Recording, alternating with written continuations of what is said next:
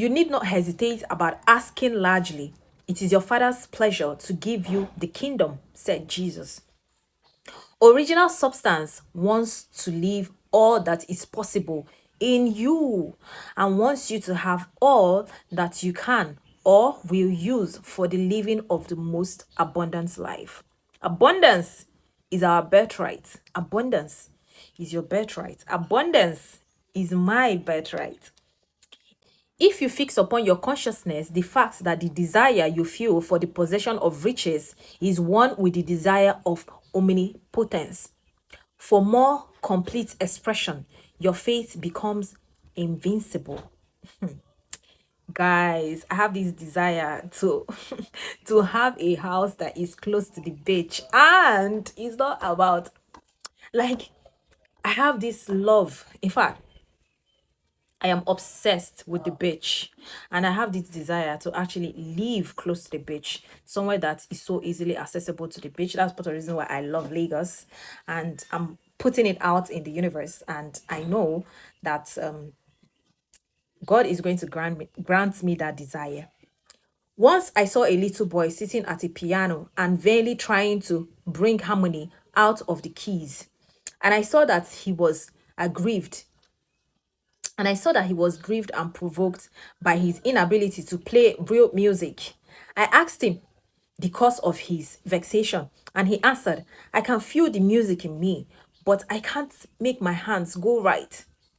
The music in him was the urge of original substance, containing all the possibilities of all life.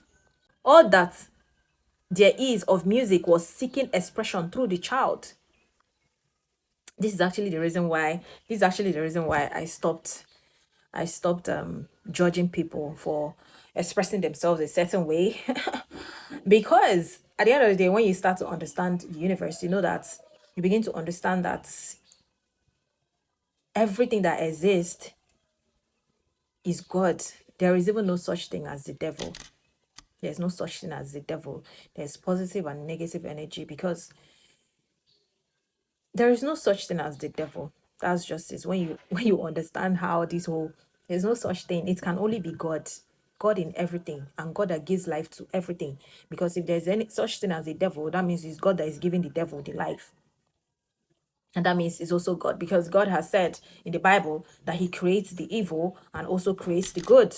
He's the creator of the good and the evil. So there is no such thing as bad, or anybody that is expressing themselves a certain way, no matter how weird it is. That is consciousness or God seeking the level of weirdness, or the level of the weirdness that is expressed by that soul, or for that by that body. So I hope that sets someone free, that it's not your job. You cannot, don't judge anybody. I used to be like that. Don't judge anybody, because that's just God, or the consciousness, or the universe seeking to express themselves or itself in that particular way and that particular manner. So when you judge anybody, you are judging God. And can you judge God? God, the one substance, is trying to live and do and enjoy things through humanity. He is saying, I want hands to build wonderful structures, to play divine harmonies, to paint glorious pictures. I want feet to run my errands, eyes to see my beauties, tongues to tell mighty truths, and to sing marvelous songs, and so on. All that there is of possibility is seeking expression through men. God wants those who can play music to have pianos and every other instrument, and to have the means to cultivate their talents to the fullest extent. He wants those who can appreciate beauty to be able to surround themselves with the beautiful things of life. He wants those who can discern truth to have every opportunity to travel and observe. He wants those who can appreciate dress to be beautifully clothed, and those who can appreciate good food to be luxuriously fed. I want to appreciate the beauty of the ocean. So I want to live close to the beach. He wants all these things because it is himself that enjoys and appreciates them. It is God who wants to play and sing and enjoy beauty and proclaim truth and wear fine clothes and eat good food. It is God that worketh in you to do. It is God that worketh in you to will and to do of his good will, said Paul.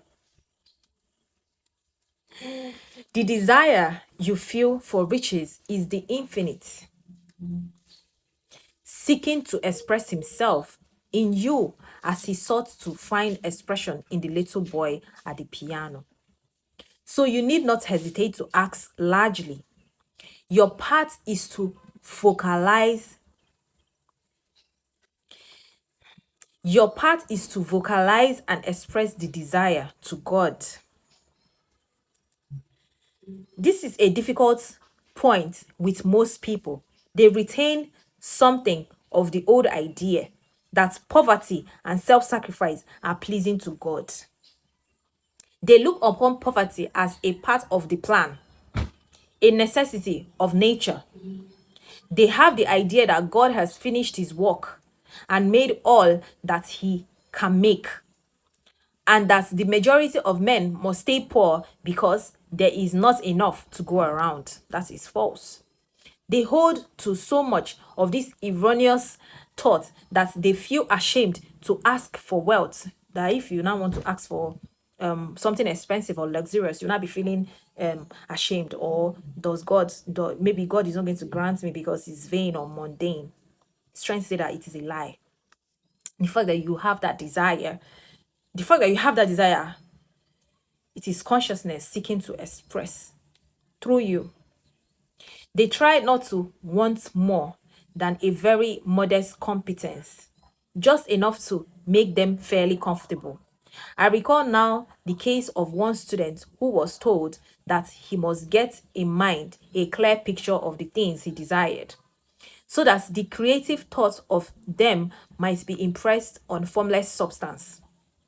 He was a very poor man living in a rented house and having only what he earned from day to day.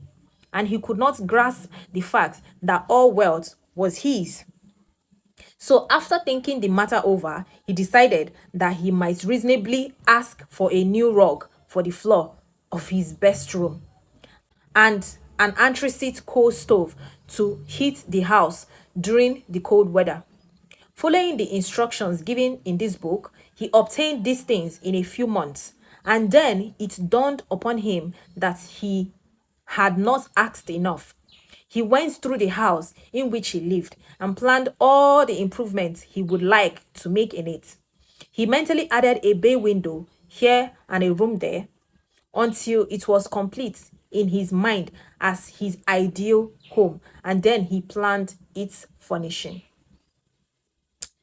Holding the whole picture in mind, he began living in a certain way and moving towards what he wanted, and he owns the house now.